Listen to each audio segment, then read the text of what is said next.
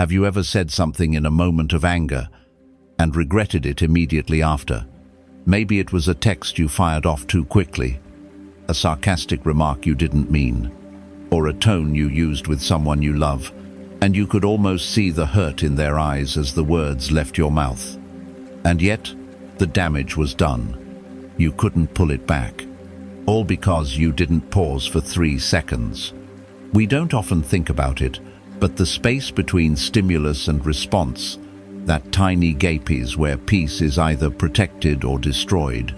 That's where you either hold your power or lose it. So let me ask you something. How different would your life be if you could control that gap? We live in a world that rewards reactivity. The average person in America checks their phone over 140 times a day. That's 140 micro-triggers, notifications, bad news, texts, arguments, each one an opportunity to lash out, to spiral, to react without thinking. Social media encourages instant replies, hot takes, emotional blasts. The faster you respond, the more real you're perceived to be. We've confused authenticity with impulsiveness.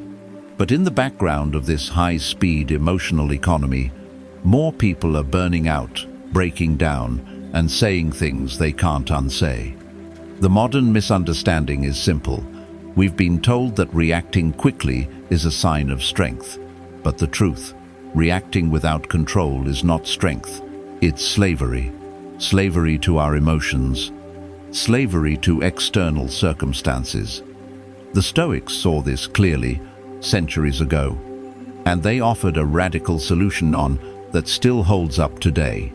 To the Stoics, power didn't lie in dominance or in having the last word. Power lived in restraint, in self-command. Epictetus, the former slave-turned-philosopher, taught that we are not disturbed by things themselves, but by our interpretations of them. In his words, "What troubles us is not events, but our judgments about them." Marcus Aurelius, the Roman emperor, wrote in his private journal, "If you are distressed by anything external, the pain is not due to the thing itself, but to your estimate of it. And this you have the power to revoke at any moment." He believed that between the trigger and the reaction, we hold a sacred choice. Seneca, in one of his letters, said, "Anger is a temporary madness. Pause before you respond and you'll return to sanity." What these men were describing wasn't suppression, it was clarity. They weren't asking us to bottle our emotions, but to meet them with calm, to see them as impressions, not orders. In Stoicism, this ability to pause is called the discipline of assent, the conscious act of deciding whether or not to accept a thought before it becomes action. And so the question becomes, how do we train that pause? How do we reclaim the space between impulse and reaction, especially in a world that keeps shrinking it? The answer lies not in theory, but in practice. And it begins with 3 quiet, powerful steps. Step 1. Observe the impulse. The moment something triggers you, a harsh email, a dismissive comment, a passive-aggressive text, your first task isn't to reply. It's to notice. To catch the spark before it becomes a flame. You take a breath, and you say to yourself, "This is an impression, not a fact." That simple statement is powerful. It creates space. Suddenly, the thought, "They disrespected me," becomes, "I feel disrespected right now." That shift puts you back in the driver's seat. This is something even modern cognitive behavioral therapy confirms. Naming the emotion lowers its intensity.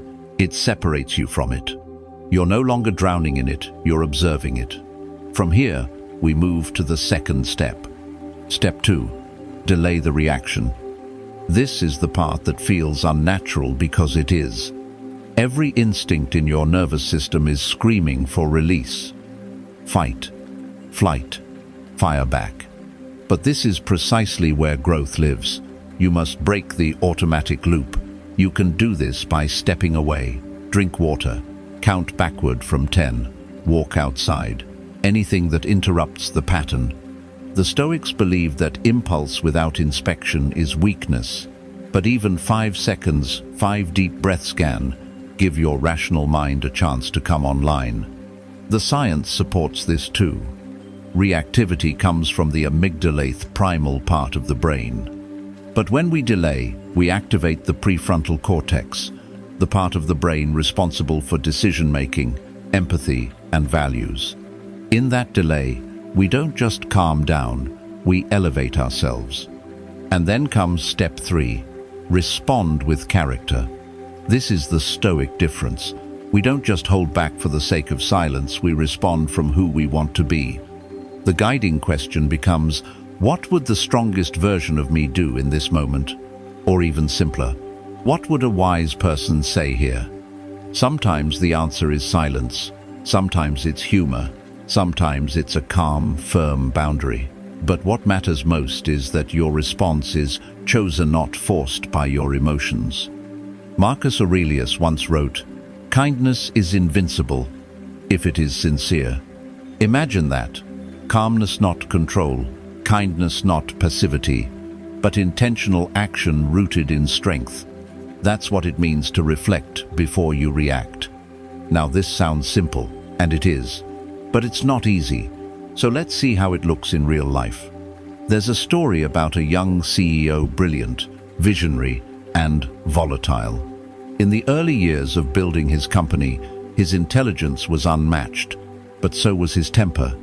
Meetings felt like minefields. The wrong suggestion, a poor report, or even mild criticism could set him off. People walked on eggshells around him. One day, during a crucial strategy session, one of his newest team members challenged a key idea. The room went silent. Everyone turned to the CEO, expecting the usual storm, and they saw Ithis' eyes narrowed, jaw tightened. That flash of anger just for a second, but then something unexpected. He paused. He looked down, took a breath. Then he said, "That's an interesting perspective. Let me sit with it." The team was stunned. The energy in the room shifted.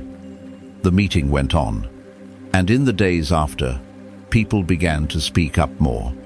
Trust returned. The culture evolved.